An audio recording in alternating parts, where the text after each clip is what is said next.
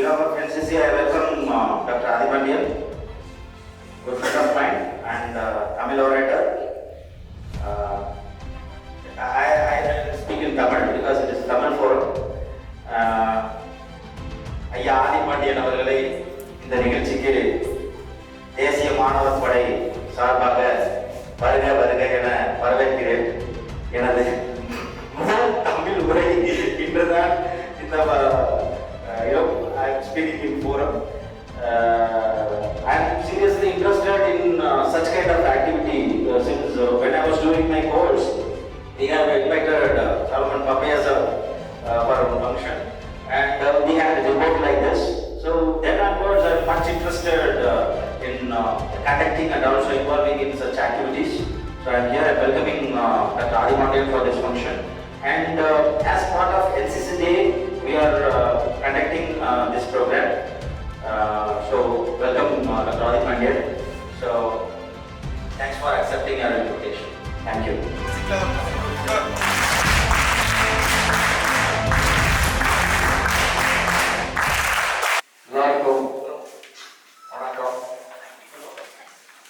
தேசிய மாணவர் படை நடத்தும் இனிமையான பட்டிமன்றத்திற்கு எனக்கு இந்த வாய்ப்பை ஏற்படுத்தி தந்த நம்முடைய லெப்டினன்ட் முனைவர் ஸ்ரீதர் ஐயா அவர்களுக்கு என்னுடைய நன்றிகளை தெரிவித்துக் கொள்கிறேன். மரியாதைக்குரிய பேராசிரியர் நித்யா அவர்களுக்கும் என்னுடைய நன்றியை தெரிவித்துக் கொள்கிறேன். என்சிசிக்கும் எனக்கும் சம்பந்தம் இருக்கிறதா என்றால், ஓடி கிடைக்கும்னு சொல்லி ஸ்கூல் படிக்கிற போது என்சிசி சேர்ந்து போய் ஏர்ஃபோர்ஸ் நம்மளுக்கு லெப்டும் வரல ரைட்டும் வரல, பாய முடைகா பீச்சே முடைகா அப்படின்லாம் சொன்னா ஒன்றும் இல்லை. சரி, கொஞ்சம் இதாக இருக்கு. சுதந்திர தினத்துல பெராய்டு நடக்கிறப்போ எங்களது ஏர்ஃபோர்ஸ் எங்கள் ஸ்கூலில், நீங்கள் ஆர்மி இல்லையா, ஏர்ஃபோர்ஸ் முன்னாடி பேசுகிறாங்க. இப்போ எங்கள் அண்ணன் தான் சார்ஜென்ட். ஒரு பெராய்டு முடிச்சுட்டு எல்லாம் பசி இருக்குங்கள, காலையிலேயே வந்துருப்போம், பசிக்கான், சாப்பிட போயிட்டோம், சுளீர்னு வந்து வச்சான் சாட்டையில். அதெல்லாம் நினச்சி பார்த்தேன். இருந்தாலும் தேசிய மாணவர் படை அப்படிங்கிறது வந்து படிக்கிற போதே நம்முடைய நாட்டுப்பற்று வந்து நமக்கு வந்து சேரணும் அப்படிங்கிறதுக்காக இது ஒரு பெரிய ஒரு வந்து விஷயமா மத்திய அரசு வந்து செஞ்சுட்டு இருக்காங்க. மிகவும் சிறப்பா நம்முடைய லெப்டினன்ட் டாக்டர் ஸ்ரீதர் அவங்க மிகவும் சிறப்பா அதை வந்து அவங்க செயல்படுத்திட்டு இருக்காங்க. நீங்க அவங்க நல்லா தெரிஞ்சுச்சுங்க. என்னுடைய பிரின்சிபல் சொல்லுவார், அடிக்கடி சொல்லுவார், எப்பயுமே வந்து அவர் மெதுவாக நடக்க மாட்டார். மெதுவாக நான் பார்த்ததில்லை. எதையோ ஃப்ளைட்டுக்கு பிடிக்கிற மாதிரி தான் போவார். நான் கேட்பேன், ஏன் சார் நடக்குறீங்க அப்படின்னா, நீயும் அப்படிதான் இருக்கணும். என்ன பொசிஷனுக்கு நீ போனாலும் உன்னை நீ வந்து சுறுசுறுப்பாக வச்சுக்கணும். உன் மனசுல என்ன இருக்குங்கிறத மற்றவங்க கண்டுபிடிக்க முடியாது. அது நான் இங்கே ஸ்ரீதர் சார்கிட்ட தான் பார்த்தேன். நானும் பல காலேஜில் ஒர்க் பண்ணிட்டு வந்தேன். இங்கே கற்பாத்தில் வந்ததுக்கப்புறம் ஸ்ரீதர் சார்கிட்ட தான் அந்த சுறுசுறுப்பு, வேகமாக நடக்கிறது, அவர் மனசில் என்ன நினைக்கிறாரு, என்ன கவலை இருக்கிறாரு, சந்தோஷமாக எதுவுமே இருக்கக்கூடிய எல்லா நேரத்துலையும் ஒரே மாதிரி தான் இருப்பார். அவரை நினைச்சு மற்ற டென்ஷனாக இருப்பான், இந்த ஆளு ஏன் இப்படி சந்தோஷமாக இருக்காரு. ஆனால் அவர் எப்பயுமே தன்னை மகிழ்ச்சியாக சுறுசுறுப்பாக வச்சுருக்காரு. அது வந்து அவரை பார்த்து என் ஃப்ரெண்ட்ஸ்க்கு அப்புறம் அவரை பார்த்து நான் அட்மையர் பண்ணிக்கிட்டேன். இந்த மாதிரி ஃபாஸ்டாகவும் சுறுசுறுப்பாகவும் நடக்கணும் அப்படின்னு. அதனால அவருக்கு என்னுடைய நன்றி, வணக்கம். இது அருமையான ஒரு நிகழ்ச்சி. இயற்கை மற்றும் தூய்மையை பாதுகாப்பது அரசாங்கமே பொதுமக்களேங்கிற ஒரு டாபிக். சரிங்களா? இது ரொம்ப அருமையான டாபிக். ஏன்னா நேச்சரும் கிளீன்லினஸும் நம்ம கூடவே இருக்கிறது. இந்த ரெண்டும் நல்லா இருந்தாதான் நாமும் நல்லபடியாக வாழ முடியும். இன்னைக்கு ஒரு ரிப்போர்ட், மெடிக்கல் ரிப்போர்ட் வந்து நீலகிரி மாவட்டத்தில் ஒரு சின்ன மெடிக்கல் ரிப்போர்ட் என்ன சொல்றாங்கன்னா, இயற்கை வளங்கள் கொஞ்சமாக குறையிறதுனால நிறைய குழந்தைகள் ஒரு 200 குழந்தை பிறக்குதுன்னா ஒரு 2 குழந்தை 3 குழந்தைக்கு சில டிஃபெக்ட்ஸ் ஏற்படுத்துது அங்க நீலகிரி மாவட்டத்தில் ஏற்படுத்துது அப்படிங்கிற மாதிரி ஒரு ஆராய்ச்சியை கண்டுபிடிச்சிருக்கிறாங்க. டெல்லியில நம்ம நாட்டுடைய தலைநகரத்தில் புகை அதிகமாகுதுன்னு சொல்லி லீவே விடுறாங்க, ஸ்கூலுக்கு லீவ் விடுறாங்க. இதெல்லாம் பார்க்குறப்போ நம்மளுக்கு ரொம்ப பயமாகும். மழை காலத்தில் மழை வராம மழை இல்லாத பருவ காலங்கள் மாறி மழை பெய்யுது. சரிங்களா? இந்த மாதிரி நிறைய விஷயம் இருக்கு. நீங்க எல்லாம் பேசுங்க. நம்ம குழந்தைங்க இருக்கிறாங்க, என்சிசி மாணவர்கள் அவங்க பேசுறாங்க. அதாவது அரசாங்கமே பேசுறதுக்காக cadet Vivekananda, cadet D Harish Raj, cadet C Nandakumar அவங்க வந்திருக்காங்க. அவங்களுக்கு ஒரு கைது கொடுங்க.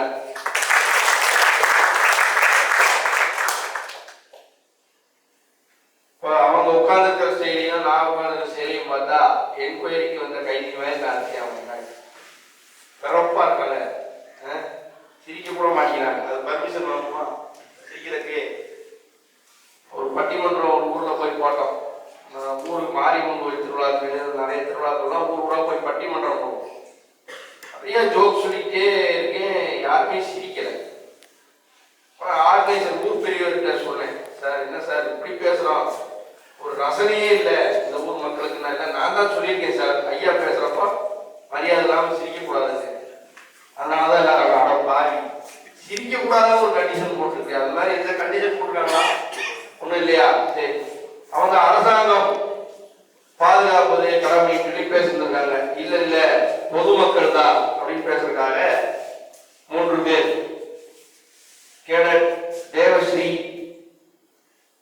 Cadet Sonia, cadet K Isakkiamma, இவங்க 3 பேரும் இல்ல பொதுமக்கள் தான் பெரும் பங்கு வகிக்கிறாங்கன்னு பேச வந்திருக்காங்க. அவங்க எல்லாம் என்ன பேசுறாங்கன்னு நம்ம பார்ப்போம். அதுக்கப்புறம் நம்ம ஒரு முடிவுக்கு வருவோம். யார் யார் கையில் இருக்குங்கிறத வந்து கடைசியா தீர்மானிச்சு முடிவு பண்ணுவோம். முதலாவதா அரசாங்கம் தான் பாதுகாக்கிறதுக்குண்டான எல்லா கடமையும் இருக்குன்னு பேச வர்றாங்க கேடட் விவேகானந்தா. இங்க இருக்க எல்லாருக்கும் வணக்கம். நான் கேடட் விவேகானந்தா, அரசாங்க தரப்புல இருந்து பேச வந்திருக்கேன். இப்போ வந்து நமக்கு எல்லாத்துக்கும் இயற்கைனா என்னன்னு தெரியும். இல்ல என்சிசி தரப்புல இருந்து அரசாங்கத்துக்காக பேச வந்திருக்கேன். அரசாங்க தரப்புல நான் என்சிசி தரப்புல இருந்து அரசாங்கத்துக்கோசரம் பேச வந்திருக்கேன். சரி, நம்ம எல்லாத்துக்கும் இயற்கைனா என்னன்னு தெரியும். எந்த ஊரு? நீங்க எந்த ஊரு? சாம். சரி, நம்ம எல்லாத்துக்கும் இயற்கைனா என்னன்னு தெரியும். ஒரு பொருள், ஒரு உயிர் உள்ளது, உயிரற்றது, அதுவாக வந்து தானா வராதுதான் இயற்கை. இப்ப அந்த இயற்கை என்ன பண்றாங்கன்னா, கவர்மெண்ட் வந்து எவ்வளவுதான் பாதுகாப்புன்னு நினைச்சாலும் பப்ளிக் வந்து சும்மா இருக்கிறது இல்லை. சும்மா இவனோட பெருசா ரூல்ஸ் போடுறது, நான் பண்றேன்னா பண்ணுவேன் அப்படின்னு சொல்லிட்டு கவர்மெண்ட் கண்டுக்கிறது இல்லை. கவர்மெண்ட் போடுற ரூல்ஸை ஃபாலோ பண்றது இல்லை. இவங்க கூட ஸ்டேட்டா வந்து அவங்களுக்கு என்ன தருதோ அதை பண்ணிடுறாங்க. இதனால வந்து யார் அஃபெக்ட் ஆவா? முக்கியமா ஹியூமன்ஸும் ஃபியூச்சர் அஃபெக்ட் ஆவாங்க. அதே மாதிரி ஹியூமன்ஸ் அஃபெக்ட் ஆகிறதுக்கு முன்னாடி 5 அறிவு உயிரினம் இல்லாட்டிக்கு அதுக்கு குறைவா இருக்கிற உயிரினம்னா வந்து அஃபெக்ட் ஆகும். அது நம்ம வந்து புரிஞ்சுக்கிறது இல்லை. ஹியூமன்ஸ்ல மேக்ஸிமம் யார் ஃபர்ஸ்ட் அஃபெக்ட் ஆகும்னு பார்த்தா விவசாயிங்க. ஏன்னா அவங்க வந்து மழையை பார்த்து தான் வந்து மேக்ஸிமம் அவங்க வந்து விவசாயம் பண்ணுவாங்க நிறைய இடத்துல. அவங்களுக்குலாம் வந்து பார்த்தீங்கன்னா ரொம்ப பெரிய அஃபெக்டா இருக்கும். நீங்க பொதுமக்களா இருக்கிற நீங்கலாம் வந்து ஏன் இப்படி பண்றீங்கன்னு எனக்கு தெரியல. காத்த மாசுபடுத்துறீங்க, நிலத்தை மாசுபடுத்துறீங்க, தண்ணியில சாக்கடை கலந்து விடுறீங்க, எல்லாத்தையுமே பண்ணிடுறீங்க. யாரு பெண்களை சொல்றீங்களா? பெண்கள் எல்லாம் ஐயா, எல்லாரும் ஐயா, பொதுமக்கள் எல்லாரும் ஒரு பொருள் கூட அப்படியே இருக்கிறது இல்லை. எப்படி இந்த பூமி உருவாச்சோ அப்படி இருக்கிறது இல்லை. எல்லாத்தையுமே வந்து நாசம் முடியாது. நாசம் பண்ணாதான் கொஞ்சம் தூக்கம் எல்லாத்துக்கும் அது மாதிரி இருக்கிறாங்க. ஒரு குப்பையை கூட வந்து ப்ராப்பரா டீகம்போஸ் பண்றது இல்லை. எல்லாரும் வந்து மேக்ஸிமம் பிளாஸ்டிக் யூஸ் பண்றீங்க, எல்லாத்துக்கும் தெரியும். அதை தடுக்க கவர்மெண்ட் ரூல்ஸ் போட்டா திருப்பி அது ரொம்ப அதிகமாயிட்டு தான் இருக்கு. கம்மியாக மாட்டேங்குது. 2022 போட்டாங்க கவர்மெண்ட் ரூல்ஸ். அதே மாதிரி என்விரான்மெண்டல் ப்ரொடெக்ஷன் ஆக்ட் 1986 போட்டாங்க. Forest wildlife protection act 1972லையும் ஃபாரஸ்ட் கன்சர்வேஷன் ஆக்ட் 1980s இது மாதிரி போட்டுருந்தாலும் ஒரு சில போய் அது இருக்கிறதுனால ஏதோ ஒரு சில பேர் இன்னமும் இப்போதைக்கு இருக்குது. ஃப்ளோரா அப்படின்னு சொல்லுவாங்க தாவரங்கள். அவங்கள பார்த்தா மரங்கடத்துற மாதிரியா இருக்கு. அவங்க இல்லையா, பொதுமக்கள் சொல்றேன். மக்கள் தான் அப்பாவியா பார்த்து எல்லா இடத்தையும் கழிச்சிட்டு போயிருந்தாங்க. ஒரு வருஷம் கூட விட்டு வைக்க வேண்டியது, காலை இருக்கிறது எல்லாத்தையும் அடிச்சிருந்தாங்க. அப்புறமேட்டு மழையே பெய்யல அப்படின்னு சொல்லிட்டு கவர்மெண்ட் தான் ஒழுங்கா வரல, கவர்மெண்ட் சரி ஆட்சி பண்ணல அப்படின்னு சொல்லிட்டு கவர்மெண்ட் சொல்லிட்டு போயிடுறாங்க. இதனால என்ன சொல்ல வரேன்னா, கவர்மெண்ட் ரூல்ஸ் மட்டும் தான் போட முடியும். அது இம்ப்ளிமெண்ட் பண்றது வந்து மக்களோட கையில தான் இருக்கு. நீங்க தான் வந்து அதை இம்ப்ளிமெண்ட் பண்ணணும். நாங்க ரூல்ஸுக்கு சரி இவங்க ஃபாலோ பண்ண மாட்டேங்கிறாங்க அப்படின்னு சொல்லி அதுக்கு வந்து நாங்க கேஸ் ஃபைல் பண்றதோ, இது மாதிரி வந்து ஃபாரஸ்ட் டிபார்ட்மெண்ட்ல இருந்து உங்களுக்கு பனிஷ்மெண்ட் கொடுக்குற மாதிரி எது பண்ணாலுமே வந்து அது உங்களுக்கு தான் கெட்டதா இருக்கும். அதே மாதிரி வந்து நிறைய பேருக்கு நீங்க எல்லாத்தையும் பிடிச்சி ஜெயிலாம் போட்டு இருக்க முடியாது. நீங்களே வந்து தன்னதானே வந்து நம்ம பண்றது கரெக்டா அப்படின்னு சொல்லிட்டு நீங்க உங்க ஒர்க்கை பார்த்தீங்கன்னா என்விரான்மெண்ட் நல்லா இருக்கும். தேங்க்யூ.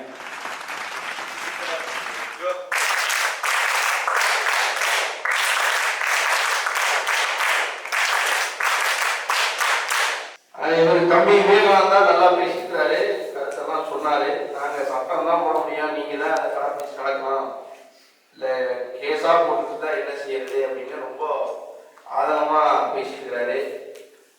அப்புறம் அவர் பதில் சொல்றதாக இல்லைல்ல பொதுமக்கள்கிட்ட தான் அந்த பங்கு இருக்கு அப்படின்னு பேச வர்றாங்க. பூமியில் உள்ள அனைத்து இயற்கை வளங்களையும் அவற்றின் இயற்கை செயல்முறைகளையும் உள்ளடக்கியது. இயற்கையை பாதுகாக்க என்பது மனிதனின் பொறுப்பான கடமையாகும். மக்கள் இயற்கையை பாதுகாப்பதில் தவிர்க்க முடியாத பங்கு வகிக்கின்றனர். அவர்கள் சுற்றுச்சூழல் விழிப்புணர்வு, பழங்குடி வளங்களையும் பின்பற்றுவது, மிளிர்வாக்கம் மற்றும் மரங்கள் நட்டு பொதுவான பயிற்சிகள் இயற்கையை பாதுகாப்பதில் முக்கிய பங்கு வகிக்கின்றனர். மக்கள் சார், அரசாங்கம் சொன்னாங்க சார் பிளாஸ்டிக்ஸ் வந்து நாங்க போடுறோன்னு. அவங்க ஏன் சார் பிளாஸ்டிக்ஸ்ல வந்து இவங்க எல்லா ப்ராடக்ட்ஸும் இது பண்றாங்க? ஆமா, நீங்க எதுக்கு அனுமதி கொடுக்குறீங்க தயாரிக்கிறதுக்கு? அது நியாயமான கேள்வி.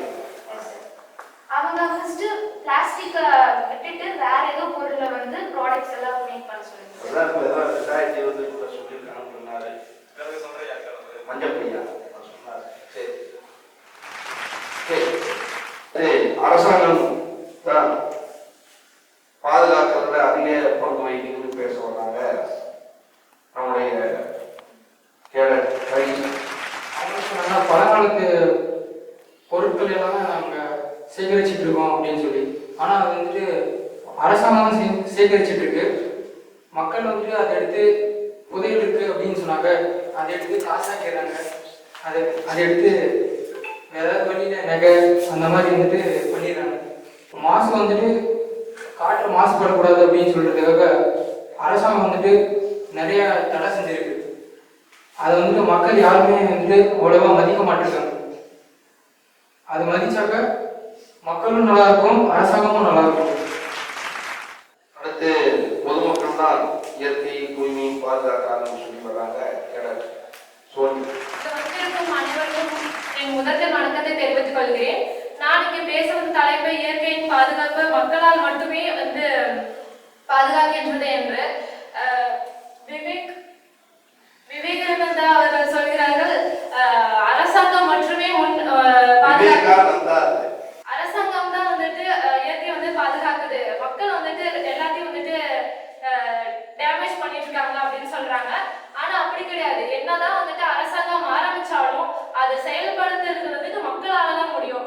ஸோ மக்களால தான் வந்துட்டு எல்லாத்தையும் வந்துட்டு பாதுகாக்க முடியும். இப்போ வாலண்டியர்ஸ், இப்போ இருக்க யங்ஸ்டர்ஸ் எல்லாருமே வந்து வாலண்டியரா எல்லாத்துக்கும் வந்துட்டு விழிப்புணர்வு கொடுக்குறாங்க, நிறைய செடிகள் நடுறாங்க. இது மட்டும் இல்லாம நம்மளுடைய நாட்டு நலத்திட்டப்படி என்எஸ்எஸ்ல இருக்கவங்க எல்லாரும் வந்துட்டு சுற்றுச்சூழல்களை வந்துட்டு பாதுகாக்கிறாங்க, செடிகள் நிறைய வந்துட்டு நடுறாங்க. அதே மாதிரி இப்போ என்சிசிலயும் வந்துட்டு அந்த மாதிரிலாம் நிறைய இருக்கு. ஸோ நிறைய ஆப்பர்ச்சுனிட்டிஸ் இருக்கு, விழிப்புணர்வுகள் எல்லாருக்கும் இருக்கு. என்சிசி இருக்கவங்களும் வந்துட்டு எல்லாருக்கும் விழிப்புணர்வு கொடுக்கணுங்கிறதுக்காக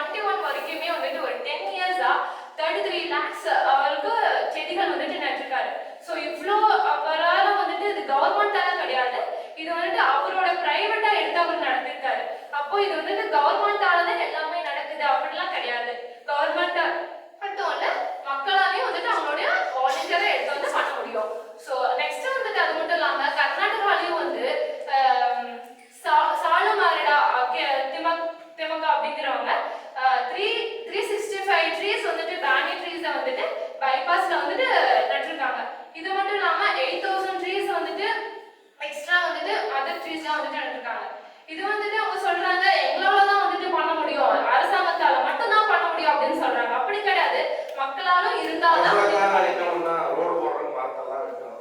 எஸ் சார். இப்போ இருக்க சேலத்துல 2 இயர்ஸ் முன்னாடி ரோட்ஸ் வந்துட்டு போடணும், பைபாஸ் ரோட் போடணும் அப்படின்னு சொல்லிட்டு விவசாயிகளுடைய நிலத்தை எல்லாத்தையும் ஆக்கிரமிச்சு அதோட தென்னை மரத்தெல்லாம் நிறைய வந்துட்டு வெட்டியிருக்காங்க. அப்படி வெட்டி இருக்கும் போது எங்க இருந்து அரசாங்கம் வந்துட்டு பாதுகாக்குது? மக்களுடைய இது எல்லாத்தையுமே வந்துட்டு ஸ்பாயில் பண்ணிட்டு இருக்காங்க. அப்போ மக்களுடைய இதை ஸ்பாயில் பண்ணும்போது அரசாங்கம் பாதுகாக்கல, அதனால வந்துட்டு மக்கள் தான் வந்துட்டு பாதுகாக்கிறாங்க. இதனால வந்துட்டு மக்களுக்கு வந்து தீர்ப்பு கொடுங்க, அரசாங்கத்தை வந்துட்டு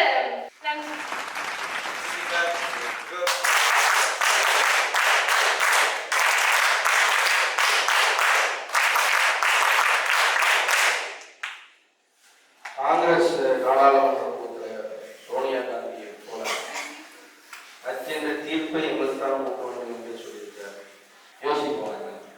அடுத்து இல்லை அரசாங்கம் தான் என்னதான் சோனியா சொன்னாலும் என்கிட்டையும் நிறைய விஷயங்கள் சொல்றதுக்குன்னு வராது. கேடட் நந்தகுமார். நான் நந்தகுமார். இப்போ வந்துட்டு எதிரணியில இருந்து சோனியா வந்து சொல்லியிருந்தாங்க, எல்லாமே மக்கள் அரசாங்கம் என்னதான் வந்துட்டு ரூல்ஸ் கொண்டு வந்தாலும் அது நடத்துறது வந்துட்டு பப்ளிக் தான் அப்படின்னு சொல்லியிருந்தாங்க. பப்ளிக்ல வந்துட்டு அவங்க எடுத்துக்காட்டா ஒரு 2 பேர் சொல்லியிருந்தாங்க. இப்போ வந்துட்டு நானே ஒரு உதாரணம் சொல்றேன். இப்போ இந்த இடத்துல ஒரு 50 பேர் இருக்கும். அந்த 50 பேருக்கு பசிக்குதுன்னா யாரோ ஒரு ஆள் சாப்பிட்டா போதுமா? கண்டிப்பா பத்தாது. 50 பேருமே சாப்பிட்டாதான் அவங்களுக்கு பசிக்கணும். அதே மாதிரி இந்த இயற்கை சூழ்நிலை நல்லா இருக்கும்னா ஒருத்தவங்க மட்டும் பண்ணா பத்தாது, ஒவ்வொருத்தவங்களும் அது பண்ணாதான் அது சரியாகும். அதுக்கான வழிகளை தான் நாங்க கொண்டு வரோம் அரசாங்கம். அதை நீங்க பின்பற்றுறது. அப்படி பின்பற்றாதனாலதான் இது எதுவுமே சரியா வராது. அது மட்டும் இல்லாம அப்புறம் அவங்க இன்னொரு பாயிண்ட் சொல்லியிருந்தாங்க, விழிப்புணர்வு கொடுக்கறதுக்காக பல இடத்துல வந்துட்டு கல்லூரிகள் பள்ளிகள் எல்லாமே கொண்டு வந்திருக்கோம். அதுவும் வந்துட்டு பொதுமக்களா எங்கேயுமே நடத்துறது இல்லை, எல்லாமே அரசாங்கம் தான் கொண்டு வந்து நடத்திட்டு இருக்கோம். தேசிய மாணவர் படையாகட்டும், நேஷனல் சர்வீஸ் ஸ்கீம்ஸ் ஆகட்டும், ஜூனியர் கிராஸ், இந்த மாதிரி சிறு வயதில் இருக்கிற குழந்தைகள் இருந்து ஸ்கூல்ஸ் அண்ட் காலேஜஸ்ல ஒவ்வொரு இடத்துலையும் முன்னோடியா கொண்டு போய் நடத்துறது வந்துட்டு அரசாங்கமாக தான் இருக்கு. அதனால வந்துட்டு எல்லா இடத்துலையுமே அரசாங்கம் தான் எல்லாத்துக்குமே ஒரு முன்னோடியா நடந்துட்டு இருக்கு. அதனால வந்துட்டு அரசாங்கம் தான் இயற்கை வளங்களையும் எல்லாத்தையும் காப்பாற்றுது அப்படிங்கிறது தான் என்னோட வாதமா இருக்கு. அவரு வந்து ஒருத்தர் சாப்பிட்டா மற்றவங்களுக்கு பசி அடங்கிடுமா அப்படின்னு சொல்றப்போ ஒரு சின்ன விஷயம். இந்த மாதிரி மாணவர்கள் மத்தியில திருவிளையாடல் புராணம் பத்தி பேசி, அப்போ அது வந்து என்னன்னா காலேஜில் அது ஒரு மதுரையில் மித்ரா காலேஜில் நடந்தது. பேசிட்டு இருக்கிறப்போ பிட்டுக்கு மன்சூர் வந்தார் சிவபெருமான் ஒரு இது வரும். அந்த காவிரியில இந்த வைகையில நீர் நிறைய வந்துடும், அதை அடைக்கிறதுக்காக வீட்டுல இருந்து ஒருத்தர் வரணும் அப்படின்னு சொல்லிடுவார் மன்னன். அப்போ ஒவ்வொரு வீட்டுல இருந்து ஒருத்தர் போவார். ஒரு பாட்டிக்கு, வயசான பாட்டி, அதனால போய் மண்ணு சுமக்க முடியாது. அது வந்து பிட்டு விற்குது. பிட்டுனா இட்லி விற்குது. அப்போ சிவபெருமான் வந்து இந்த மாதிரி வேடங்கள் வந்து களப்பணியாளர் மாதிரி ஒரு போறார். அவரை கூப்பிட்டு சொல்லுது, நான் வந்து இட்லி தர்றேன், ஏன் சாப்பா நீ மண் அடிக்கிறியா? அந்த வந்து கலை அடைக்கிறக்கூடிய சரிங்க. இதுதான் அந்த கலை. இது என்ன ஆகுதுன்னா, பாண்டிய மன்னர் வந்து கேட்கிறாரு, இவர் பதில் சொல்லாம அவர் சுழின்னு அடிச்சு விடுறாரு. பாண்டிய மன்னர் அடிச்சு விடுறாரு. அடிச்ச உடனே என்ன சொல்றாரு, அவர் மேல பட்ட அடி எல்லாத்து மேலேயும் விழுந்துச்சுங்கிறார். நான் சொல்றேன், சிவபெருமான் மேல பட்ட அடி எல்லாத்து மேலேயும் விழுந்துச்சு. கொஸ்டின் ஆன்சர் முடிச்ச உடனே அது நம்ம ஒரு பையன் கேட்டான், ராகேஷ் அந்த பையன், சார் சிவபெருமான அடிச்சாரா பாண்டிய மன்னன்? ஆமாப்பா, சுழின்னு அடிச்சுட்டாருப்பா.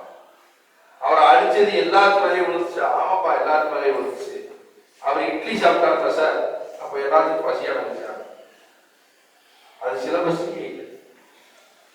அவர் அடிச்சாரு, அந்த அடி எல்லாத்துக்கு மேலேயும் விழுந்ததுங்கிறது தான் சிலபஸ். அவர் இட்லி சாப்பிட்டாரு, அவர் கரெக்ட் தான்.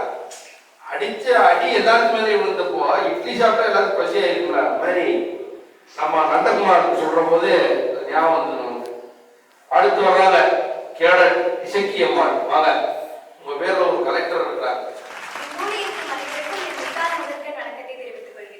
நான் இப்போ வந்து பொதுமக்களுக்கு சாதகமா பேச வந்திருக்கேன்.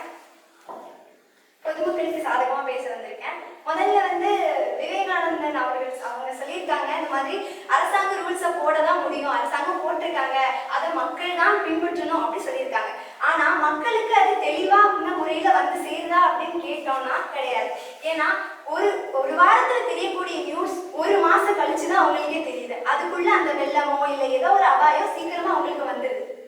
இதெல்லாம் தடுக்கணும்னா அரசாங்கம் தான் அதை எவ்வளவு விரைவில் மக்கள்கிட்ட எடுத்துட்டு வர முடியுமோ அதை எடுத்துட்டு வரணும். அதையும் தாண்டி அரசாங்கம் ரூல்ஸ் போடுறாங்க.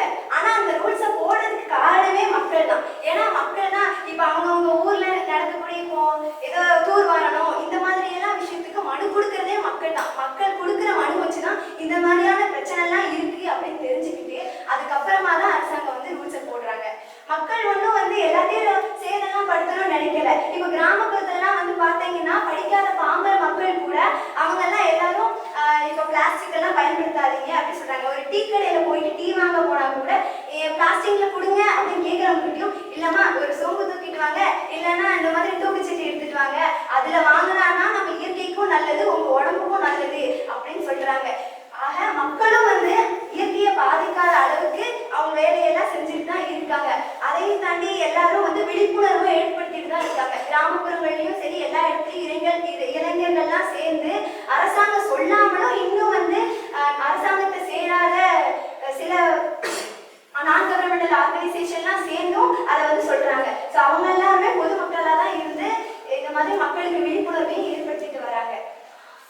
ஆக மக்கள் தான் வந்து அதிகமான பங்கு வகிக்கிறாங்க. அதையும் தாண்டி நந்தகுமார் சொல்லியிருக்காங்க. அவங்க சொல்லியிருக்காங்க இந்த மாதிரி ஒருத்தர் சாப்பிட்டா எல்லாருக்கும் பசி அடங்காது அப்படின்னு சொல்றாங்க.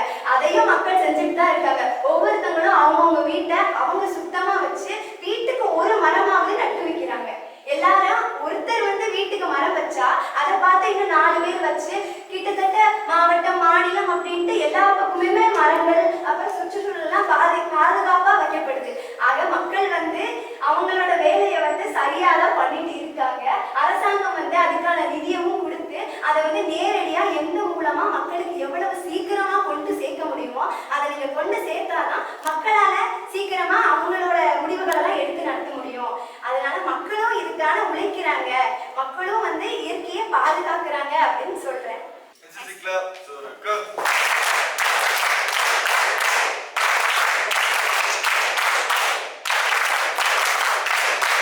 இப்ப பொதுமக்கள் சைட்ல இருந்து 3 பேர் பேசியிருந்தாங்க.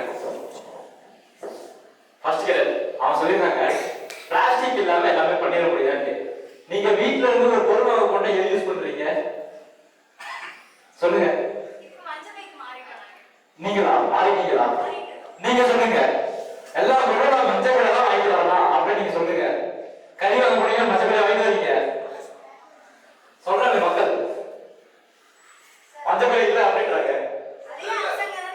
இல்ல நீங்க கேட்கறது okay okay sir okay okay என்ன கவனிச்சீங்கன்னு ஓகே அவங்க கேட்குறது கடையில இருந்தே பிளாஸ்டிக் தான் கொடுக்குறாங்க. அந்த பிளாஸ்டிக்கை நீங்களே கலெக்ட் நாங்க சரி யூஸ் பண்ண போறோம். எல்லா இடத்துல இருந்து ஆல்கஹால் விற்கிறாங்க.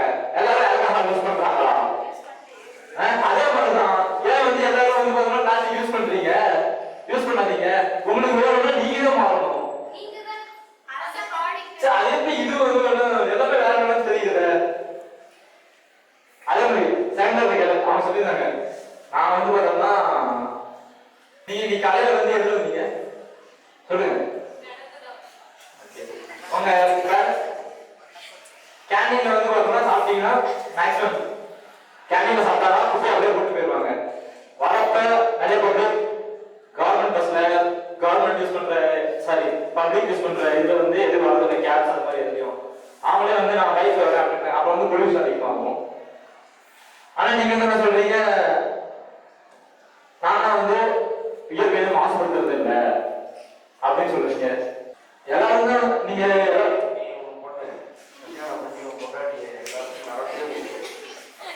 அப்படி இல்லையா யூஸ் பண்ண வேண்டிய நேரத்தில் வந்து யூஸ் பண்ணுவோம். இது ஃபேமிலி ஃபோன் நான் நின்றுட்டு நீ போகும் யூஸ் பண்ண வேண்டிய இடத்துல ஃபேமிலி யூஸ் பண்ணுவோம். எப்பயுமே வந்து பார்த்தோம்னா ஒருத்தர் காலை போதாலும் அதுக்கு காலை எடுத்து போறாங்க. பஸ்ல போகலாம் ஒரு உண்மைதான்.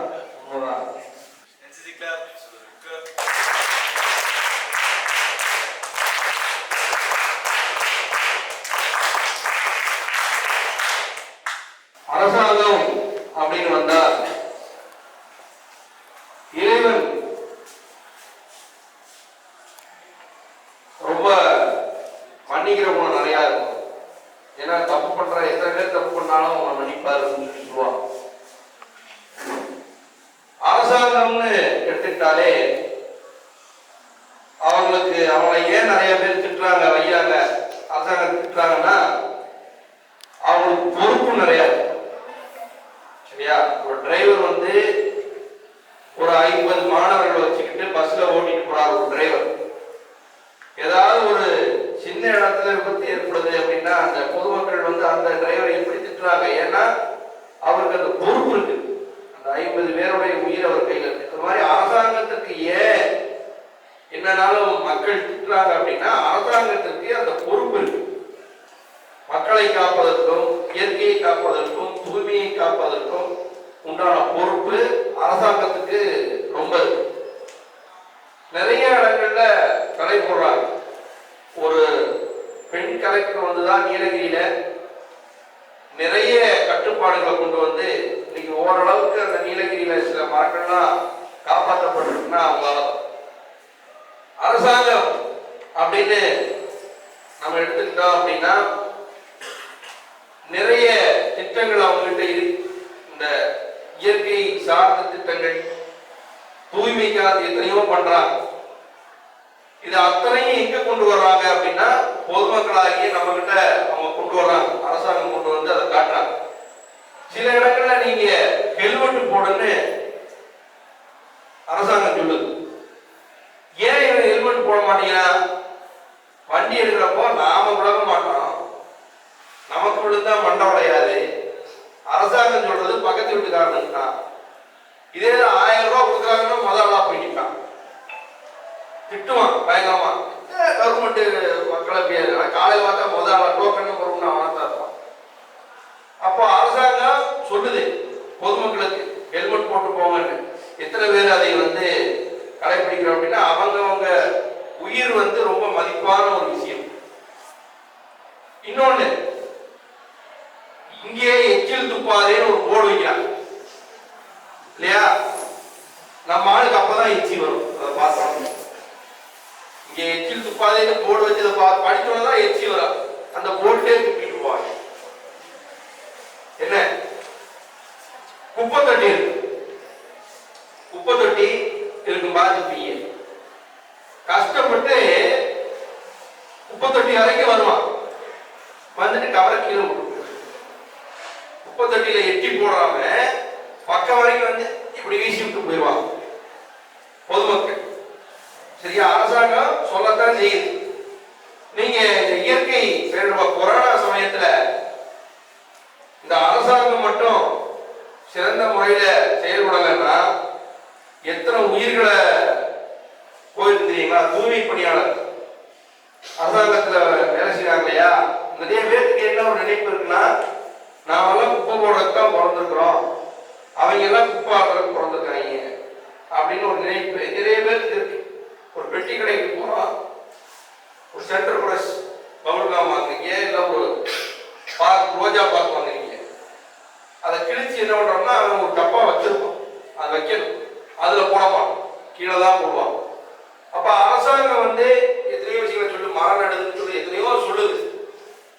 ஆனா அவங்க கிட்டதான் இந்த அத்தனை இருக்கா அப்படின்னா, இந்த திமுகவை பத்தி சொன்னாங்க, சோனியா சொன்னாங்க, நீங்களா சொன்னீங்க, திமுக பத்தி நீங்களா சொன்னீங்க. அவங்க சொன்னாங்க அந்த அம்மாவுக்கு 105 வயதாது.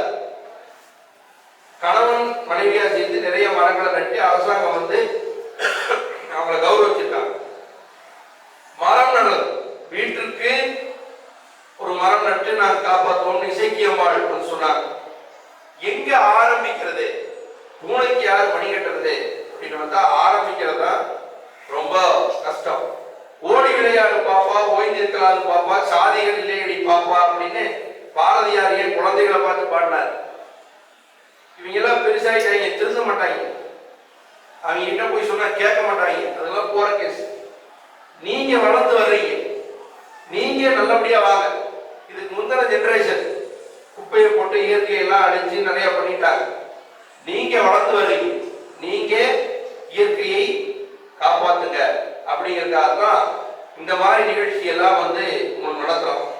இன்னொன்று, பிளாஸ்டிக் அப்படிங்கிறது அது தவிர்க்க முடியாது. இன்னைக்கு வந்து மனித வாழ்க்கையில அது ஒரு அங்கமாயிடுச்சு. ஆனா எதை வந்து நம்ம அதிகமா இது பண்றோம்னா, சாக்கடைகளை போய் அடைச்சிக்கிற அந்த one use water bottle, one use paper cup, இந்த கேரி பேக், அது மக்களே கிடையாது, பூமிக்குள்ள போகும். அந்த மாதிரி விஷயங்களை எல்லாம் மேக்சிமம் நம்ம அவாய்ட் பண்ணலாம். நம்ம சொல்லுது, கறி வாங்குறதுக்கே தூக்குப்போசி எடுத்து போவாங்க கிராமத்துல. இன்னைக்கும் பல்லடத்துக்கிட்ட ஒரு கிராமத்துல அந்த ஊராட்சி மன்ற தலைவர் பிளாஸ்டிக் யூஸ் பண்ணக்கூடாதுன்னு சொல்லி அந்த ஊர்ல அந்த கட்டுப்பாட்டோட எல்லாம் நடந்துகிட்டு இருக்கு. அப்போ யாருக்கு இதுல அதிக பங்கு இருக்கு? இதெல்லாம் காப்பாத்துறதுல பங்கு அதிகம் யாருக்கு அப்படின்னா, நாம எத்தனை நாள் வேணாலும் நம்ம வீட்டுல இருப்போம், சரியா? ஆனா அரசாங்கம் நம்மளை வீட்டுல இருன்னு சொல்லுச்சு. நம்ம இருந்தோமா? வெளியே ஓடி வர்றது, மாடி போய் நிக்கிறது, இங்க போறது, வேணும்னே பக்கத்துக்கு போய் உரண்டி இழுக்கிறது. ஏன்னா ஒருத்தர் இதை செய்யன்னு சொன்னா இவன் என்ன சொல்றது செய்ய சொல்லி நம்ம என்ன செய்யறது? இதுதான் மனித மனம். அரசாங்கம் என்ன சொல்றது நம்ம வீட்டுல இருந்து சொல்லி, அப்புறம் வந்துட்டு நினைப்போம், ஒரு 2 நாள் லீவ் கிடைக்காதா, 3 நாள் லீவ் கிடைக்காதா? நீங்க ஒருத்தர் சொல்றாங்க, இவங்க செய்யறாங்க அப்படிங்கிறதுக்காக தண்டனை கொடுத்தோ, அரசாங்கம் வந்து கடுமையான சட்டத்திட்டங்கள் போட்டோ பண்ணாங்க. சிங்கப்பூர், மலேசியா போன்ற நாடுகள்ல அது சாத்தியமாச்சு. ஏன்னா அது சின்ன நாடு, ஒரே மொழி பேசுறவங்க, சின்ன நாடு, அதை அவங்களால பண்ண முடிஞ்சது. இந்தியாவில முடியல. பொதுமக்கள் கிட்டதான் அந்த விழிப்புணர்வு வந்து ரொம்ப ரொம்ப ரொம்ப ரொம்ப தேவை. அப்போ இதை வந்து டிசிப்ளினா நீங்க வச்சுக்கிறீங்களா இல்ல ஹேபிட்டா வச்சுக்கிறீங்களா அப்படின்னு பார்த்தா, பொதுமக்கள் ஒழுக்கத்தை பழக்கமாக வைத்துக் கொள்ள வேண்டும். சரியா? டிசிப்ளினை ஹேபிட்டா வச்சுக்கணும். எப்படின்னா, நான் இந்த ரூமை விட்டு வெளியே போறேன்னா ஆட்டோமேட்டிக்காவே என்னோட கை வந்து சுவிட்சுக்கு போயிடும், ஆஃப் பண்றது. அப்படி நான் வந்து பழக்கப்படணும். அப்படி வந்து என்னை வந்து பழக்கப்படுத்திக்கணும். சரிங்களா? ஒரு இன்டர்வியூ, கேம்பஸ் இன்டர்வியூ நடக்குது, ஜிடி நடந்துட்டு இருக்குது. அந்த ஹெச்ஆர் கூப்பிடுறாரு ஒரு ஸ்டூடெண்ட, உன் பேர் என்னமா? சண்முகப்பிரியான்னு அந்த பிள்ளைய கூப்பிடுறாருன்னு கூப்பிட்டு ஒரு பேப்பர் எடுத்து 10 சிந்தா இதை போட்டு வா அப்படிங்கிற போட்டுருங்கிற. இந்த பிள்ளை என்ன பண்ணுது, அந்த ரூம்குள்ள சுத்தி முத்தி பார்த்துட்டு அந்த பேப்பரை எடுத்து, அந்த கிழிஞ்ச பேப்பர் எடுத்து ஃபர்ஸ்டுக்குள்ள வச்சு அந்த ஹெச்ஆர் கேட்கிற, இதை நான் போட சொன்னேன், நீ ஏன் அதை எடுத்து பர்ஸ்ல வச்சுக்கிட்ட? நான் வந்து இந்த ரூம்ல பார்த்தேன், இந்த ஜிடி ரூம்ல டஸ்ட்பின் கிடையாது, இந்த ஜிடி ரூம்ல டஸ்ட்பின் இல்ல. இதை போடணும்னா வெளியே போய் நான் டஸ்ட்பினை தேடி கண்டுபிடிச்சு போடணும். எனக்கு நீங்க கொடுத்துருக்கிறது 5 நிமிஷம். அந்த 5 நிமிஷத்துல இதுக்கு நான் போனேன்னா எனக்கு 2 நிமிஷம் வீணாயிடும். நான் ஜிடியில நல்லா பார்ட்டிசிபேட் பண்ணி அடுத்த ரவுண்டு செலக்ட் ஆனதுக்கு அப்புறம் வெளியே போய் நான் டஸ்ட்பினை தேடி இந்த குப்பையை போட்டு போறேன் அப்படின்னு. அந்த பொண்ணு செலக்ட், அந்த கேண்டிடேட் செலக்ட். இது எப்போ வருது அப்படின்னா, அந்த பழக்கம். சரியா? நாம வந்து வேற யாரும் சொல்ல வேண்டாம், இவங்க சொல்றாங்க அவங்க சொல்றாங்க வேண்டாம். நமக்கு வந்து அது எந்திரிச்சோடனே அது வந்து ஆஃப் பண்ணணும். பசிச்சோட சாப்பிட்றோம்ல, தாகத்தோட தண்ணி குடிக்கிறோம்ல, அது மாதிரி பொதுமக்கள் இன்னைக்கு நிறைய பேர் பொதுமக்கள் இயற்கையை நோக்கி வர ஆரம்பிச்சிட்டாங்க, இயற்கையை பாதுகாக்க ஆரம்பிச்சிட்டாங்க. உங்களை மாதிரி நிறைய இளைஞர்கள் சேர்ந்து நிறைய சாதனைகள் பண்றாங்க. கோவை குளங்கள் பாதுகாப்பு நம்ம ஸ்ரீதரியாவுக்கு தெரியும். அவங்க நீங்க மாணவர்களும் போய் களப்பணிக்கெல்லாம் போயிருப்பீங்க. ஒரு 30 வருஷமா கிணத்த காணாம பாருங்க வடியில. அது மாதிரி இங்க ஒரு குளத்தை காணாம இருந்தது, வெள்ளலூர். அந்த குளத்தை கண்டுபிடிச்சு, அந்த பாசிட்டிவை கண்டுபிடிச்சு, அரசாங்கத்திட்ட போராடி மன்றாடி அதிகாரிகிட்ட பேசி பொதுமக்கள் எல்லாம் சேர்ந்து, அந்த இளைஞர்கள் சேர்ந்து வெள்ளலூர் குளத்தை தூர்வாரி 30 ஆண்டுகளுக்கு அப்புறம் அந்த குளத்துக்கு தண்ணி வந்தது. இன்னைக்கு அங்க பட்டாம்பூச்சி பூங்காலாம் பண்ணிட்டாரு, அடர்வன காடுகள்லாம் பண்ணிட்டாங்க. இது அத்தனையுமே யாரு கையில இருக்கு அப்படின்னா, பொதுமக்களாகிய நாம் கையில. ஆங்கிலத்துல ஒரு ப்ராவர்ப் சொல்லுவாங்க, the nation does not suffers due to the action of the bad people, it suffers due to the inactions of the good people. இந்த தேசம் கெட்டவர்களால் பாதிக்கப்படுவதை விட நல்லவர்கள் நமக்கு எதற்காக என்று சொல்வதால் தான் இது பாதிக்கப்படுகிறது என்று அந்த ஆங்கிலத்தில் சொல்றாங்க. அதனால நாமளும் மற்றவங்க குப்பை போடுறாங்க இங்க போடாதீங்க, இந்த மாதிரி இந்த குப்பை தொட்டியில போடுங்க. அந்த தூய்மை பணியாளர்கள் அவங்ககிட்ட குப்பை கேட்க வர்ற போது அவங்களுக்கு தரமா பிரிச்சு கொடுக்கணும், அவங்கள நல்ல விதமா வந்து மதிக்கணும்.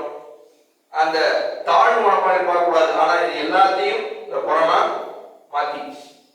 அந்த தூய்மை பணியாளர்கள் மேல ஒரு பெரிய மதிப்பு எப்ப நம்ம பொதுமக்களுக்கு வந்தது, இந்த கொரோனானாலதான் இந்த பொதுமக்களுக்கு அந்த மதிப்பே வந்தது. அப்போ இந்த இயற்கையும் நேச்சர்னு சொல்ற இயற்கையும் கிளீனினஸ் தூய்மை, ஒவ்வொரு வீட்லயும் கிராமத்துல அடுப்படி அப்பெல்லாம் மண்ணடுப்பு இருந்தது, சாணம் போட்டு முழுவாங்க மண்ணடுப்பு. எங்க பாட்டி வந்து சிமெண்ட் இதுல இருக்கு, அது மேல கேஸ் அடுப்புல இருக்கு, அந்த சிமெண்ட் செல்ஃப்ல ஸ்லாப்ல வந்து சாணியை போட்டு முழுவாங்க. இப்படி எல்லாம் இருந்தது, அந்த சுத்தபத்தம் எல்லாம் இருந்தது. அது எல்லாமே இந்த பொதுமக்கள் ஆகிய இப்ப இருக்கிற ஜெனரேஷன் கொஞ்சம் கொஞ்சமா அந்த இயற்கையை பாதுகாக்கிறத நோக்கி திரும்பி வந்துட்டு இருக்காங்க. இன்னைக்கு இருக்கிற காலகட்டத்துல இந்த இயற்கையையும் இந்த தூய்மையான சூழலையும் பாதுகாப்பதுல பெரிய பங்கு யாருக்கு இருக்குன்னா அது பொதுமக்களுக்கு தான் இருக்கு அப்படிங்கிற ஒரு நல்ல தீர்ப்பை சொல்லி எல்லாத்துக்கும் என்னுடைய பாராட்டுகளை சொல்லி அரசாங்கத்தின் சார்பா பேசின அந்த 3 பேருமே பொதுமக்கள் தான். பொதுமக்கள்ல அவங்களும் வர்றாங்கல்ல, பொதுமக்கள் அவங்களும், அவருக்கு ரேஷன் கார்டு, முதலமைச்சருக்கு ரேஷன் கார்டு இருக்குல்ல இல்லையா, அவரும் அந்த பொதுமக்கள் லிஸ்ட்ல தான் வர்றாங்கன்னு சொல்லி நமக்குத்தான் அந்த பங்கு இருக்குது, நமக்குத்தான் அதிக பங்கு இருக்குது. இயற்கை காப்பதுல, பேணி காப்பதுல நமக்கு தான் அதிக பங்கு இருக்கு. இப்போ கண்டுபிடிச்சிருக்கான் 2 மரம் பேசிக்கலாம் சயின்ஸ்ல வந்து, ஒரு மரமும் இன்னொரு மரமும் பேசிக் கொடுக்கிறது, ஒரு தாவரமும் இன்னொரு தாவரமும் பேசிக் கொடுக்கறதுலாம் எடுத்துருக்கான். அப்புறம் அதுக்கு ஒரு காதல் ஸ்டோரி வேற எடுப்பாங்க.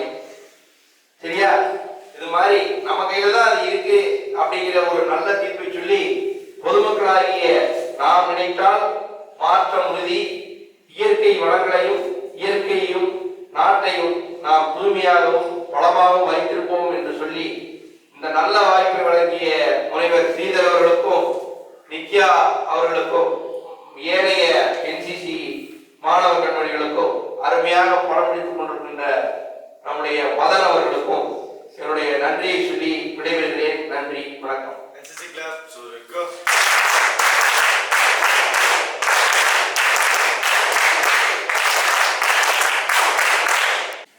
அவையில் கூடியிருக்கும் அனைவருக்கும் என் இனிய மாலை வணக்கம். இன்றைய சிறப்பு விருந்தினராக வந்திருக்கும் KMJ ஆதிபாண்டியன் அவர்களுக்கு என் நெஞ்சார்ந்த நன்றிகளை தெரிவித்துக் கொள்கிறேன்.